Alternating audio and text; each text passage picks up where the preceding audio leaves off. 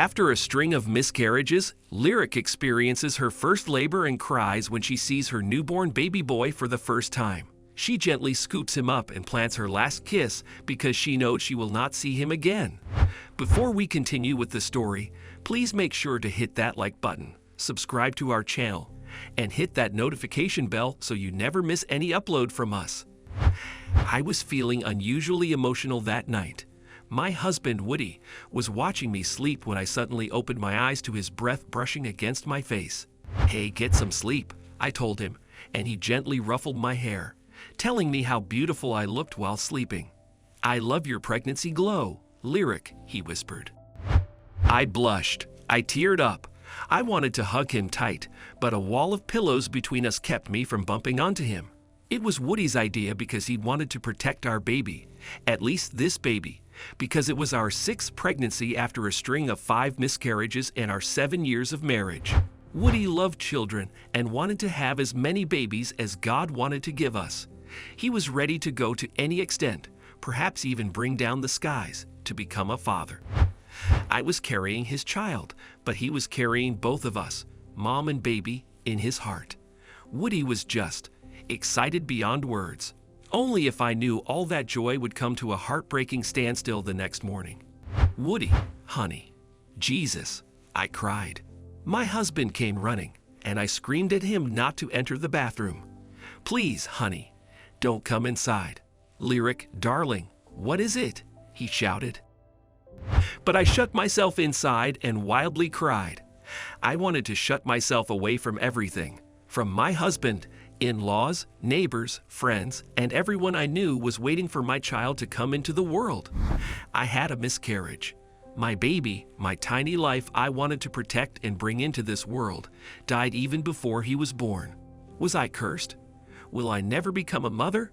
I cried on Woody's lap that morning. He scooped me up, and we rushed to the doctor. Not 1 or 2. We visited around 5 doctors over the next few weeks after my discharge, and what everyone told me sounded like a funeral hymn to me. "Mrs. Jackson, these are certain underlying complications involved in your pregnancy," they said. It took me a long time to process the several risk factors involved in my pregnancy. I could not bear a baby and give birth normally. Some even told me straight in my face that childbirth would be very risky if I still successfully conceived and carried my pregnancy to term. But I was ready to climb any mountain to have a baby. Was this a choice fate had given us? Woody and I were even advised to opt for adoption or surrogacy. I knew and had read stories of several women blessed with children this way. But I wanted to feel my pregnancy. I was absolutely normal, except for the fact that something was really going on inside me. My child wouldn't stay longer than 4 months. My miscarriages were like a never-ending wave that kept coming to me to wash away my happiness. Then one day my husband encouraged me and said, "Lyric, darling, it's okay. We will keep trying. We will not give up, all right?" That was enough, Woody. I needed your support at my weakest moment, and your love strengthened me. I felt like a stomped seedling sprouting and bursting through a tiny crevice in the earth. Woody and I returned home, confident of visiting the hospital with another successful pregnancy checkup. Months passed, and we kept trying. Our hopes were high, and we wanted to become parents. "This time we will be successful," I assured myself. If I only knew fate had devised another dark plan for me. A year passed, and Woody was excited every time I ran to the medical store. He thought I was getting a pregnancy test kit. He would follow me to the bathroom and wait outside whenever I rose early. He would cross his fingers and eagerly wait to hear some good news. But I would come out empty-handed each time and tell him, "What? Why are you up so early? Is everything all right, hun?" I could tell by Woody's expressionless face he was disheartened, but I cannot fake a pregnancy test, can I? We gave ourselves more time before planning our baby again. Woody took me on a surprise second honeymoon. "It's a perfect idea to reconnect, darling," he said. "We need a break to try new things and enjoy our private time." And so we flew to Maldives and returned home 2 weeks later with more than just beautiful memories of our trip. I was sick and nauseous, and Woody mistook it for the good news he was anticipating. "Hon, it's not what you think." I must be having a bad tummy cause of the seafood, I told him. But when Woody was adamant that I was pregnant, I took a pregnancy test one morning and proved to him I was not. Darling, I know it's disappointing every time we try, and it doesn't happen. We will keep trying, all right? Let's not lose hope too soon. Let's stay calm, I comforted him. I knew Woody was frustrated. He gently pushed me away and said he was late for the office. I thought he would calm down, but I forgot. It is always calm before a storm. Later that morning, just as I dropped him at his office, I found his phone on the seat. Woody had forgotten to take it. I picked it up and followed him when it suddenly rang. Sugar? Who is Sugar? I exclaimed at seeing the caller's name. Before I could fathom anything, Woody came running and grabbed his phone. Did you answer? He asked me. Woody sounded stern and anxious. No, but who is Sugar? I asked him. Woody refused to answer me and returned to his office. I stood stranded and confused. Is my husband seeing someone else? My conscience haunted me, but who knew I would find more heartbreaking answers very soon. As days passed, Woody started distancing himself from me. He started coming home late. His dress smelled of a woman's perfume that I didn't use, and he never allowed me to use his phone, let alone touch it. Those red flags were evident enough that he was cheating on me. One fine day, I thought I had seen enough and confronted him. Woody, are you seeing someone else? I politely asked. My heart pounded in my chest, waiting for a no or at least his signature "you silly gal" he often said whenever he would be cross with me. But I had never expected what he would tell me next. Look, Lyric, honey, I love you, and you know that. But I want children, and everyone thinks I have some problem. I cannot explain to people that you are the reason we do not have kids. I was distraught. I only wished my husband would not have said that. It's been 8 freaking years, and we don't have children. I don't think this is gonna work out, hon. It's time to decide. Decide what? His phone rang, and it was from Sugar. Without hiding it anymore, Woody answered the call right in front of me. Darling, I'll pick you up at 8 in the morning. Be ready, all right? Woody did cheat on me. It felt like a giant rock had rolled over me.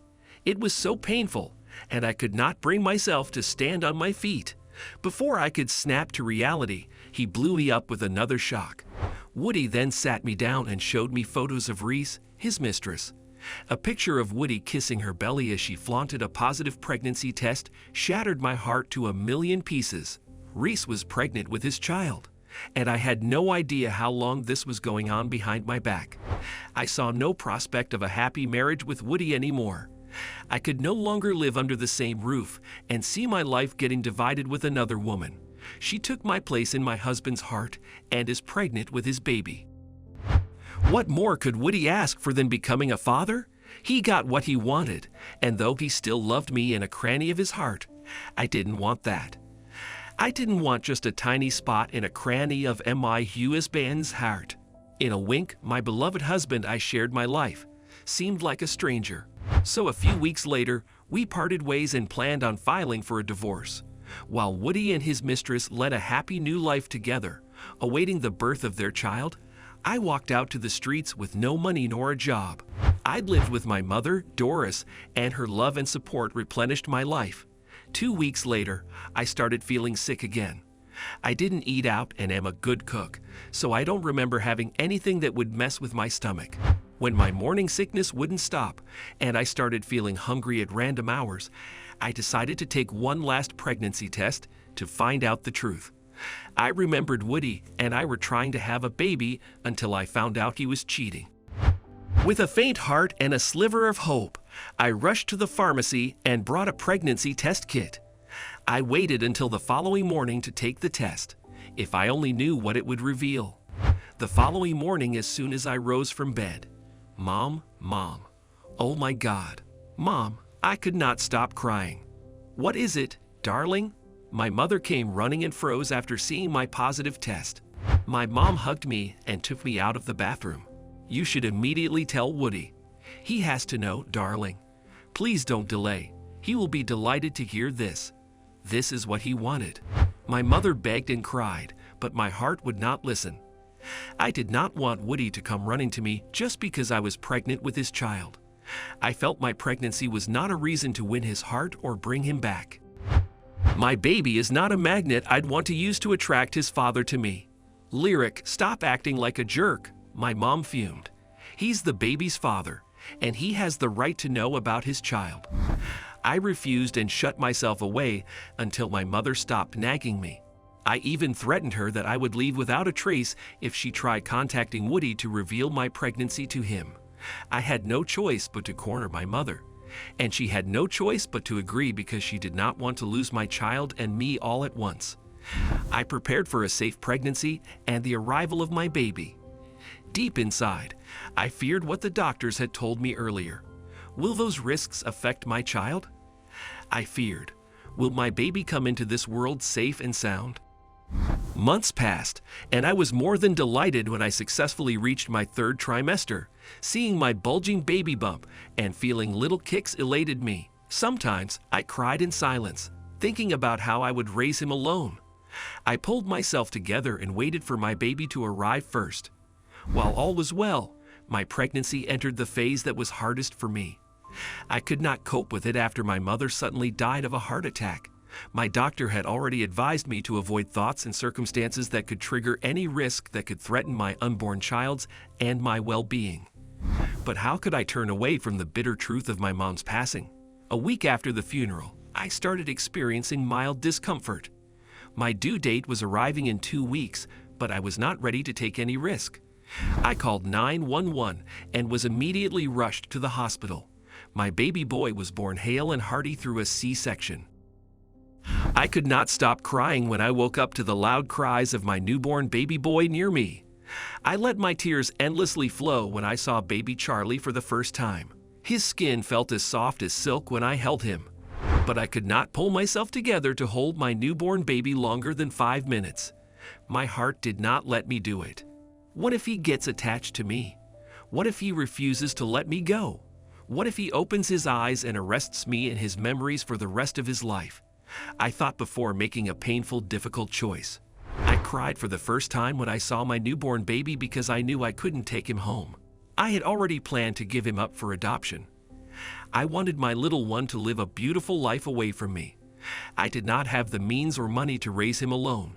Placing him for adoption was my only hope, and my heart ripped apart to make this difficult choice.